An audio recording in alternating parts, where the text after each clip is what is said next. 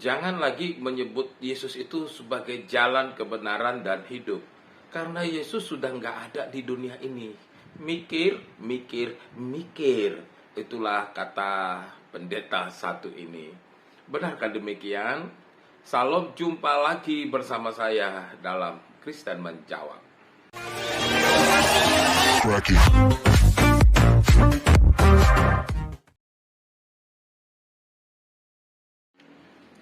Jangan lagi menyebut Yesus itu sebagai jalan kebenaran dan hidup. Karena Yesus sudah nggak ada di dunia ini. Mikir, mikir, mikir. Itulah kata pendeta satu ini. Benarkah demikian? Salam, jumpa lagi bersama saya dalam Kristen Menjawab. Jadi kalau kita ikutkan apa yang dikatakan oleh Bapak Pendeta satu ini, dia mengatakan bahwa orang Kristen dan Katolik itu nggak mikir karena masih menyebut Yesus itu sebagai jalan kebenaran dan hidup. Menurut pendeta ini nggak bisa lagi kita sebut Yesus itu jalan kebenaran dan hidup karena dia sudah tidak ada di dunia ini. Mikir, mikir, mikir, itulah katanya. Begini, Pak, saya mau kasih Anda satu gambaran. Kita tentu tahu di manapun di setiap kota ada namanya Jalan Sudirman atau Jalan Gatot Subroto lah misalnya.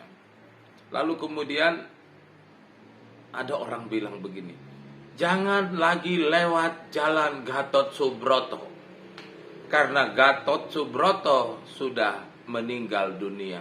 Mikir, mikir, mikir. Mas, saya tanya Anda, apakah memang kalau sudah Pak Gatot Subrotonya atau almarhum Gatot Subroto meninggal, lalu jalan itu nggak boleh dilewati gitu, nggak ada gitu? Ah, ini kan Anda harus mengerti dulu maksudnya. Apa maksudnya Yesus itu adalah jalan kebenaran dan hidup. Tidak ada seorang pun yang sampai kepada Bapa kalau tidak melalui Yesus.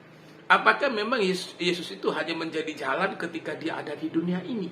Dan dia tidak lagi menjadi jalan ketika dia sudah tidak ada di dunia ini. Mikir, mikir, mikir lagi.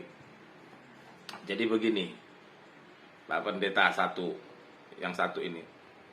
Pada saat Yesus mengatakan, akulah jalan kebenaran dan hidup, tidak ada seorang pun yang sampai kepada Bapa kalau tidak melalui aku.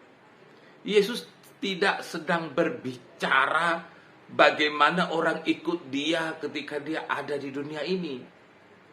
Tapi yang Yesus mau itu adalah bahwa Yesus sedang memberitahu kepada orang-orang bahwa kalau mau sampai kepada Bapa atau sampai kepada Allah Bapa, itu harus melalui Yesus.